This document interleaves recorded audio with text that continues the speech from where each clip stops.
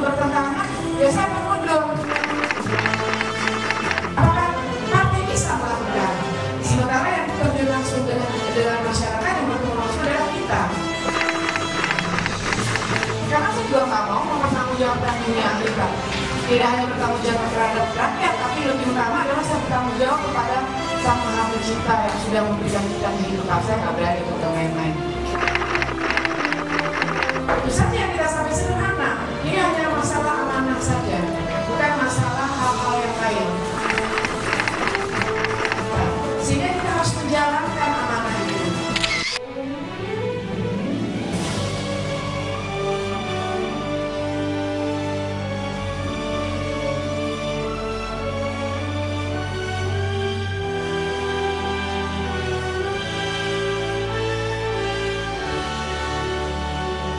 Assalamualaikum warahmatullahi wabarakatuh. Berjumpa kembali bersama saya Marita dalam Rekam Jejak. Dan kali ini kita akan berbicara mengenai profil perempuan yang tentu saja sangat inspiratif. Karena saat ini perempuan kuota sedang dipertanyakan di DPR sebanyak 30%. Apakah memenuhi kuota tersebut? Kita akan tanya tamu kita yang tentu saja sangat istimewa dan sangat inspiratif. Siapa beliau?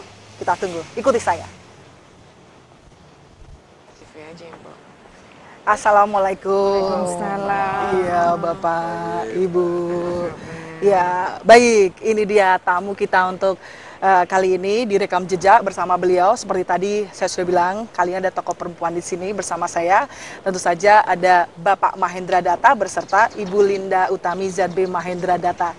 Baik, telah hadir bersama saya tamu kita untuk Rekam Jejak kali ini. Beliau Bapak M. Mahendra Datta beserta Ibu Linda Utami ZB Mahendra Datta. Baik, saya tanya-tanya sebelum saya culik Ibu nanti ya Pak ya, tentu saja. Mau culik. Baik, ini kita berbicara mengenai kuota perempuan dan juga peranan perempuan dalam demokrasi nih Pak. Ya. Nah, ini mungkin bisa dijelaskan sedikit, apalagi sekarang Ibu Linda Utami juga ikut dalam demokrasi tahun 2014 ini. Ya, sebetulnya kalau dibilang apa, Ibu Linda Utami ikut demokrasi tahun 2014 juga salah juga. Dia sudah berdemokrasi sejak lahir saya pikir. Ya. Jadi gini, kembali lagi, permasalahan perempuan ini tidak perlu dibesar-besarkan karena memang sudah berjalan sesuai alurnya. Dan khusus untuk negara Indonesia, dia telah membuka kesempatan seluas-luasnya kepada baik wanita maupun pria. Bahkan kalau menurut saya, wanita mempunyai banyak kesempatan untuk berperan di dalam pembangunan demokrasi, di dalam pembangunan karakter bangsa dan lain sebagainya. Satu, di samping dia adalah menjadi ujung tombak pendidikan anak-anak, yang kemudian akan menjadi generasi penerus bangsa. Yang kedua, yang paling penting lagi adalah sifat kejujurannya dan sifat dasar-dasar wanita itu memang sangat dibutuhkan untuk terutama dewasa ini. Gitu.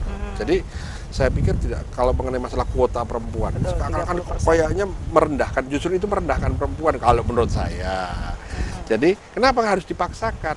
Bahkan dengan adanya kuota perempuan itu jangan-jangan malah kalau tidak ada kuota, semuanya nanti wanita, karena memang banyak bidang pekerjaan, terutama pekerjaan-pekerjaan yang bersifat misalnya menjalankan amanah orang itu lebih baik dijalankan oleh perempuan. Itu versi saya. Oke. Tetapi di satu sisi, Mbak jangan lupa, memang ada hegemoni dari kaum laki-laki yang berusaha agar tidak perempuan itu muncul. Kenapa? Karena mereka sendiri akan merasa seakan-akan dikalahkan atau direndahkan harga dirinya gara-gara sama wanita. Begitu. Baik, kalau kita melihat kiprah nih Ibu Linda Utami ini tentu saja masuk ke dalam kancah politik Indonesia 2014 dengan menjadi salah satu calon legislatif. Wah, ini kan kita melihat banyak sekali di antara beberapa, ya tidak perlu saya sebutkan, tapi ikut masuk dalam ranah kancah politik tentu saja dengan perempuan yang 30% tadi. Ada yang hanya numpang nama, istilahnya ada. Nah, ini gimana nih menurut Bapak? Cari pekerjaan. Begini, prinsipnya yang pertama adalah saya adalah orang yang mendorong Ibu Linda Utami untuk maju sebagai calon legislatif, terutama DPR RI di periode 2014 sampai dengan 2019 insya Allah. Kenapa saya ajukan? Karena pertama yang bersangkutan saya anggap sudah mapan. Ini yang paling penting. Untuk menjadi anggota DPR, dia harus sudah mapan. Kenapa? Karena DPR RI adalah bukan tempat mencari pekerjaan. Yang kedua, kemapanannya Ibu Linda Utami itu sedang dalam keadaan posisi yang cukup tinggi sebagai seorang notaris dan pejabat pembuat akte tanah di ibu kota Jakarta. Dia itu mendapatkan suatu katakanlah kemapanan yang cukup, bahkan mungkin ya cukup tinggi gitu ya. Jadi itu adalah modal dasarnya. Dengan demikian dia memandang DPR bukan sebagai tadi saya bilang, pertama adalah tempat cari kerja, kedua tempat pensiunan, ketiga menambah popularitas yang sudah mulai redup. Ya.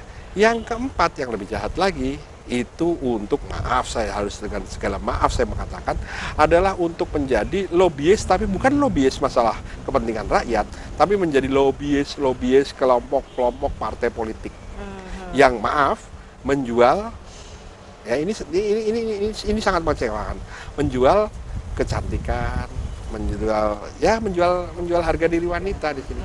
Saya tahu sekali Mbak, bahwa ada memang dipasang lobbyis yang untuk menggolkan sesuatu hal yang tidak berpihak pada rakyat, tetapi yang digunakan itu ya yang dengan yang cantik dan lain sebagainya. Saya tidak anti kecantikan. Ibu Linda juga bukan tidak cantik-cantik, juga bukannya jelek kan gitu ya. Jadi dia cantik juga, tapi tidak menggunakan kecantikannya, tapi menggunakan wawasannya, menggunakan pikirannya dan lain sebagainya. Itu dulu. Jadi karena dia punya modal seperti itu, saya dorong untuk mewakili amanah. Nah, kemudian yang kedua, harus diingat Mbak Fei, bahwa Dewan Perwakilan Rakyat atau Wakil Rakyat itu bukan pemimpin. Ini salah. Ada beberapa hal, saya terus terang mengkritik dengan, ya kalau mau dibilang keras ya keras lah silahkan. Saya mengkritik orang-orang yang mengatakan bahwa anggota DPR itu pemimpin. Bukan. Dalam struktur tata negara kita, Dewan Perwakilan Rakyat adalah lembaga perwakilan rakyat, pengemban amanat rakyat. Kalau yang disebut pemimpin, itu mungkin beberapa pemimpin negara ini, mulai dari presiden, kemudian pemimpin-pemimpin di daerah seperti kepala daerah, namanya aja kepala kan, kepala daerah. Nah itu, kalau wakil rakyat ya wakil rakyat, saya bilang, ada yang mengatakan, oh kami sebagai pemimpin harus begini, enggak lah. Itu aja gini. Bagaimana kita bisa memilih seseorang yang sedang menaik kuda, tetapi sedang mencari kuda? Itu kan artinya orang yang tidak sadar di mana dia berada. Wah, parah itu. Iya. Tapi kalau misalnya Bapak nih dalam keluarga tidak keberatan, kalau misalnya Ibu kedepannya nanti masuk di anggota jajaran DPR RI, ini dalam tingkat kekeluargaan Bapak tidak mengganggu ya Pak ya? Kesibukannya normal-normal saja, secara panjang kesibukannya normal, tidak berlebihan. Begini, kegiatan di Dewan Perwakilan Rakyat itu normal seperti orang kantoran. Kalau mau normal, ya nggak normal. Itu kan kalau ada pertemuan-pertemuan di luar jadwal DPR, bahkan dijual di luar kepentingan rakyat. Saya paham sekali dengan Dewan Perwakilan Rakyat itu. Jadi, sepanjang dia menjalankan tugas sebagai anggota Dewan Perwakilan Rakyat, dia seperti orang kantoran. Nah, kalau dia seperti orang kantoran, apa bedanya dengan dia sebagai notaris? Baik, kita tanya lebih banyak lagi mengenai Ibu. Nah, tentu saja saya harus menculik Ibu nih. Oh, mau culik, silakan. Saya akan berbicara lebih dekat dengan Ibu Linda Utami Jami Mahendra Data. Dengan senang hati. Ya, tentu saja mengenai pencalekan beliau juga di DPR RI. Nah, kita akan tahu banyak bagaimana kiprah beliau dan apa saja yang akan dijalankan serta langkah-langkah dan program yang lebih jelas lagi. Ikuti saya dalam Rekam Jejak.